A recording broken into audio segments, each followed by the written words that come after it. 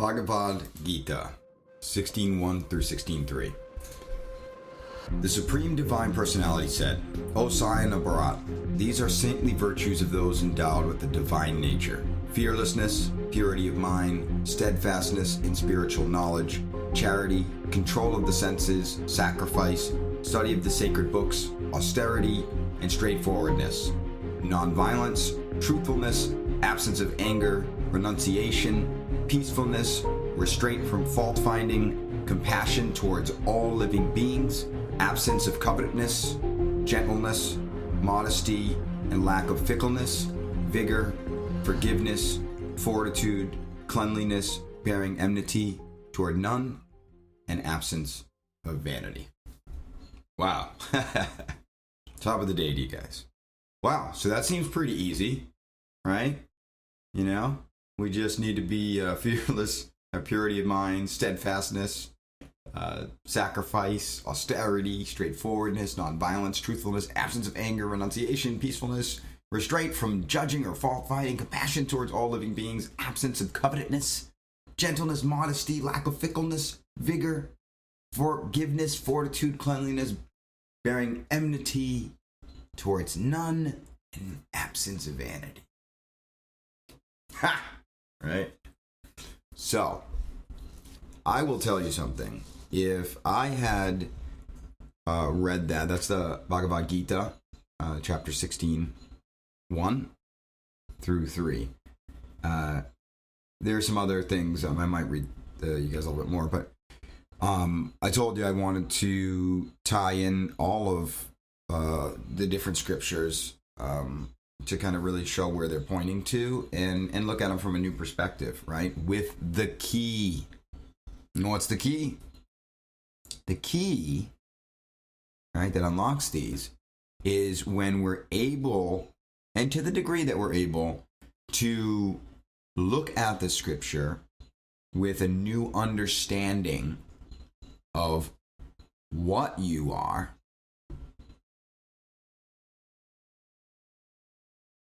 right, and what your true relationship to your world is. And as we've said in other episodes, there is this absolute truth. I and my world are one. As Jesus said, you've never looked upon another, you've only seen yourself. When you know what is in front of you, it is yourself that will be known. That you are the sons of the living Father. If you do not come to know yourself, you will live in poverty, and you will be the poverty. He also said somewhere in a scripture similar to that, all that is hidden becomes manifest, right? So what you believe, it's hidden in your subconscious, unconscious mind. Projects out into your world. And some of these things I'm going to talk about, guys, it's like I know thoughts may enter your head like, well, how? Show me. How can you prove it? It's the beauty of this existence of infinity, continuously unfolding. It's always bringing in new information, right? There's a phrase I once heard, if I hadn't heard it, it's new to me, right? So it's, they say God gives you a peace that surpasses all understanding.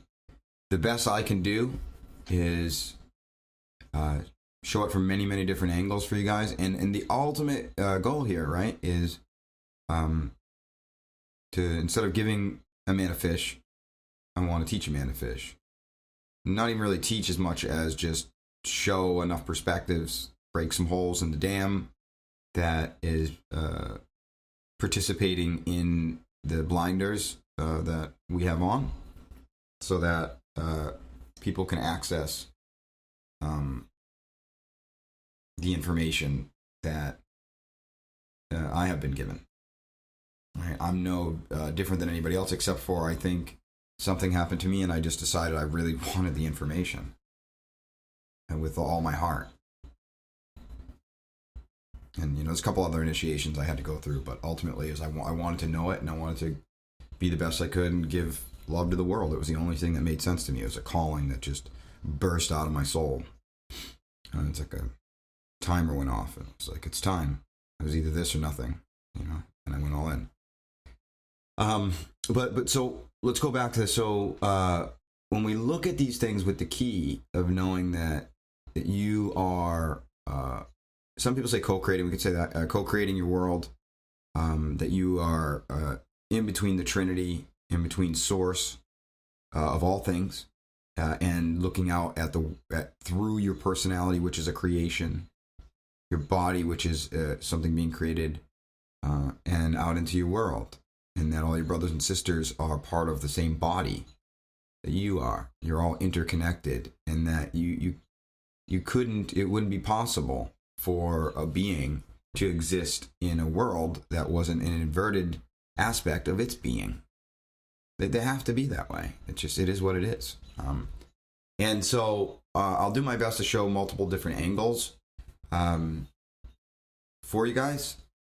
With that being said, the goal is to get you thinking and to uncover this and make your own internal connections so that it makes sense to you. And that will take time and pondering and thinking, and it's a process. I basically think about this stuff every day, all day.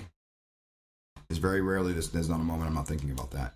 And I guess I was always in some ways contemplating the meaning of life, but nothing to the degree that it's been in the past 4 years. So we've got thousands of hours in it, but it's worth it. The road is narrow.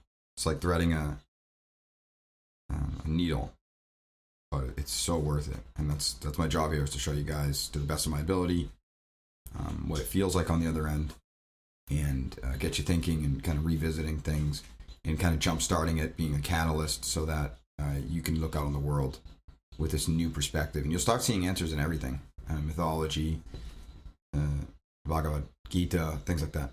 So now, if I would have heard this scripture years ago, when I still identified with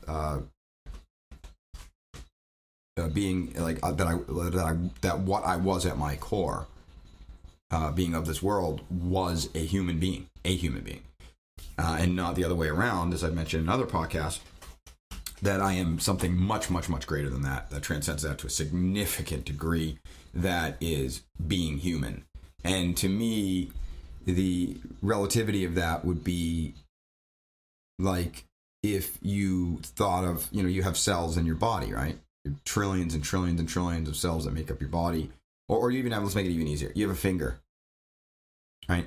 That finger to me is like an aspect. So being human is an aspect of what the vastness of what I am. So while in some senses, yes, I am that finger. If I thought I was only that finger, I wouldn't be able to do very much with my body, right? So I like to look at it as I am expressing myself through the finger, through the hand.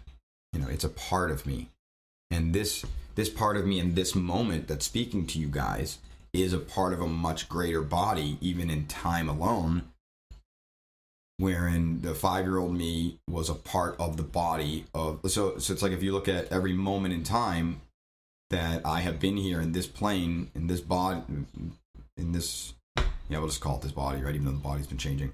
In this body, each one of those is a slice that makes up the body of me through time, right?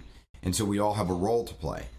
But this character, this part of me that's speaking to you right now, is just a part of me in this lifetime.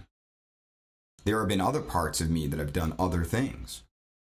And some of the things that I have done in these different periods of time may not have seemed as productive as recording a podcast to help other people, right? It may not have seemed it at the time, but when we zoom out and look at the big picture, and I can actually now look back at all of the mistakes that I made, and even the quote unquote bad things that happened to me. And now, because I see the big picture, I can recognize the simple truth that those experiences that I went through in that time frame were necessary components for what I'm able to do now. And so I have this union relationship with me through time, where I am thankful of the me that made mistakes instead of rejecting that me. And we're gonna we'll do some repetition here, kind of repeating, tying things together, just really hoping to continue the momentum of where you're at, opening up your mind to these possibilities. So we'll revisit stuff, and later on we'll really talk about looking at ourselves through time, at and not really even forgiving the past parts of yourself, because they're, even though they seem like they're past you, you're actually connected to them right now. So when you get anxiety, a lot of times it's because of an interpretation you've made at certain time periods that you didn't accept about yourself, that you rejected, that you blocked off, that you fractured yourself from. And even though you're trying to put distance between you and close the door on it, it's actually still connected to you and it's talking to you. But we'll dive into that a lot more deeper, right? But so let's go into the key, right? So if I would have heard this about the Supreme Divine Personality saying that you have to be saintly, fearless, purity of mind, steadfastness, and spiritual knowledge, control the senses, sacrifice, study, all these things, compassion towards all beings, forgiveness, fortitude, cleanliness. Here's the issue. If I thought I had if I had still assumed that I was just this human animal that was a construct of its past, and that what I was capable of doing moving forward in my future was solely dependent upon my nature and nurture, which would mean my genetics I was born with and everything that happened up to me up until that moment, that's a prison. And it's basically saying that whatever has happened in my past is directly responsible for what can happen in my future. And with that being said, the only way that I could actually forgive anyone would be to devalue myself and say, I forgive you, and so that's why a lot of people have so much trouble with forgiveness. Forgiveness comes from understanding. In fact, cause and effect are one, right? So forgiveness feels good, but forgiveness, true forgiveness without a devaluing of self, requires an understanding, right? And the understanding is the vastness and the greatness of what you really are. So what you are at your core, your eternal soul, I don't care what anybody else says in these religions about your soul's doomed and you burn in hell for eternity and blah, blah, blah. It's just, one, all you ever experience is now. So saying you're going to experience hell at some point in the future or something like that would be now. It's nonsense, and it's fear-based, and it's designed to control people. When you activate fear in somebody, you activate, because you still have a complex, your body is a projection of a complex series of programming that makes the body what it is. We call it DNA, whatever, but it's actually, it exists in that which is being created. Is the creator is the thing that can't be seen. The created is what is created, and therefore it is the part that is seen. So it's more of a projection.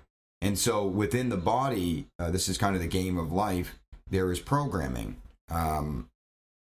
We could call it like animalistic programming. Like there's a reason why the animal would have pride and lust and envy and wrath and all those things. We'll get into those another day. Like I'll break out for you guys my interpretation of why those things are there. But the thing is that even though you have an animal matrix body, it's like the goal is to transcend that. You have to realize that you're not just that animal matrix, or you'll never get out of this envy and wrath and all those things, right? So the key is understanding that you are a divine eternal soul that sits in between this body, the animal body creation, and infinity, and you basically want to transform it. That's the goal, is to transform it. But the interesting thing about, so if you hear that, I'm going to read this, the Bhagavad Gita again. The Supreme Divine Personality said, O Sai and Bharat, these are the saintly virtues of those endowed with the divine nature. Okay, so let's think about that.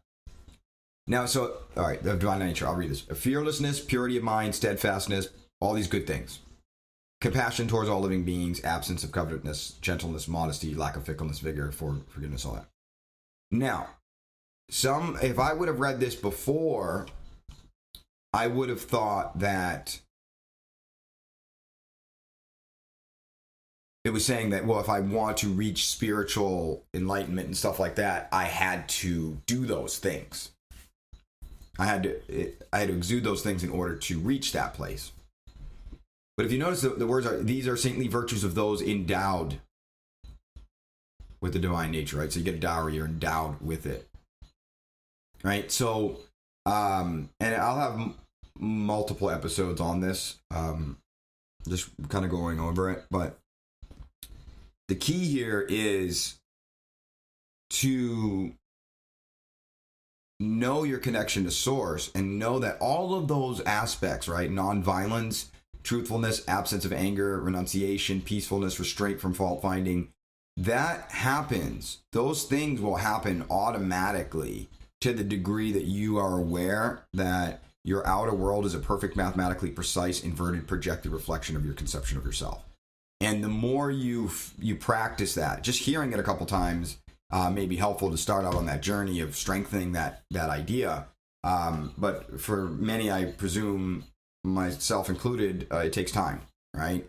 And you start to experience it. You start paying attention to your thoughts and your feelings, not just what you say to people, not just what you do in the world, not just what you say to a person, but what you say, or not just what you say behind their back, but what you are thinking, feeling, valuing, believing about those people. And you'll find that as your beliefs change, your values change, your thoughts change, your feelings change towards things outside of yourself, and when you do it, when you truly do it, the world changes. The relationships that you have with people change. Now, some people that you could have been friends with may just fall away, right? It doesn't mean you're going to do that and everybody's just going to run over and hug you. You know what I mean? But some people you were friends with, at that time, and as you are shifting to a higher awareness, they may be wanting to continue their experience of going in a different direction, and you allow them to just go their direction because that's their journey, right? And you have yours, and they're actually doing you a favor, and you're doing them a favor by letting them fall away, right? You're not clinging to it anymore, and new people will come, or people that need your assistance, or people where you can have a reciprocal exchange with, right? So ultimately, the key with this is not looking at it as, these are bad people because they're not spiritual enough, because they don't exude these characteristics, and I am more spiritual and I am better than them because I exude these characteristics.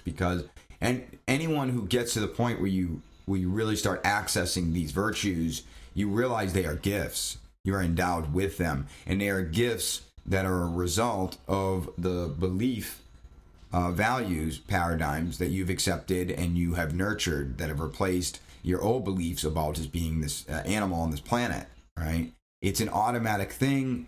It's like I've heard this thing once. It said God doesn't choose the qualified; He qualifies the chosen, right? A lot of people that you'll talk to, that I work with, I tend to gravitate towards people who are either coming upon a really big crossroad decision in their life to change a pattern, or they're in the midst of it, of the calamity of it, and I'll gravitate towards them to share perspectives that I've had to help them navigate through it. But usually what we'll find is the people that end up making the choice, and the road is narrow, the people that end up making the choice are people who tried it the old way, and they just weren't finding what they were looking for, and they just kind of give up on that and say, look, there's got to be something better, and they start the inward journey to finding the truth that sets them free, and then once you find it, you can't help but know where it came from. And it came from, it's a gift because you asked, and you asked with all your heart, and you kept your vigilance, and you went far enough where you decided I'm not going elsewhere. And then now once you see that, you start to recognize that in all of us, you see everybody as your brother and sister. You have an understanding that I will do my best to continue to try to convey it to you guys, what I see. But again, it's a piece that surpasses understanding. All I can do is show angles of it, and with determination and drive and desire, and if you guys continue to go inwards and look at what you do know and just keep going, you'll start to see it, right? Let me see. I think I might want to read something else.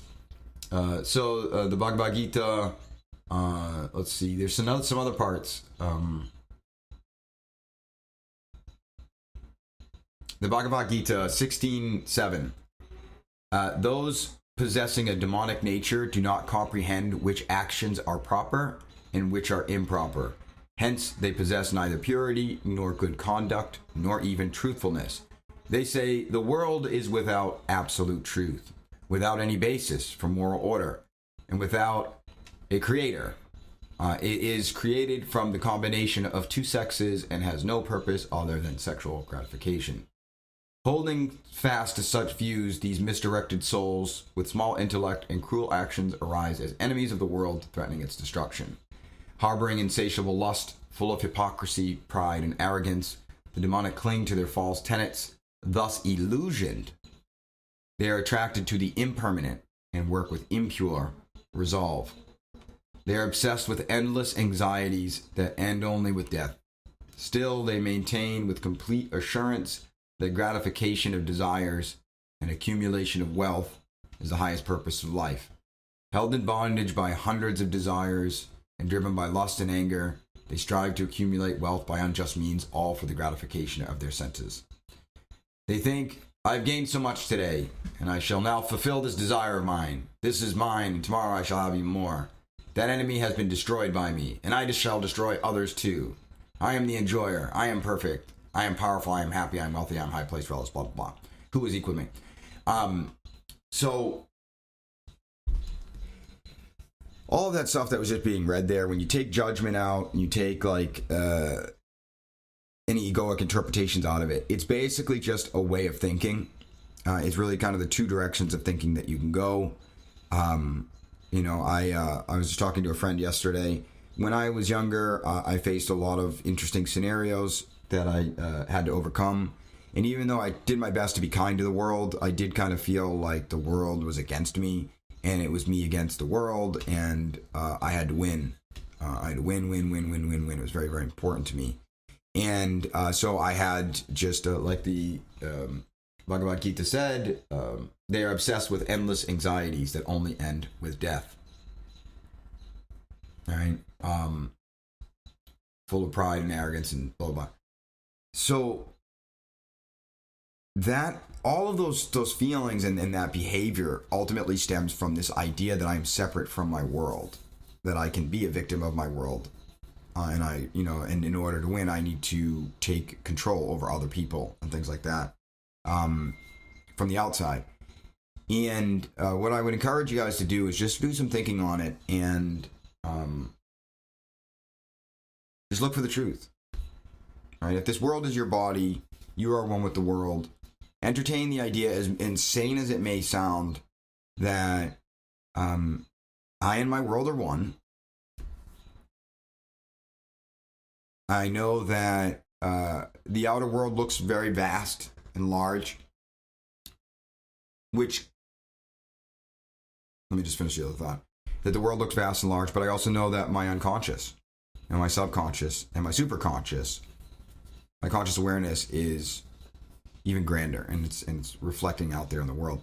And you start small, right? Start with your interpersonal start within yourself. Start with your feelings and your thoughts, watching those and becoming aware of them, tracing them back, accepting them, things like that. We'll get into the next episode will actually be about facing your feelings and things like that.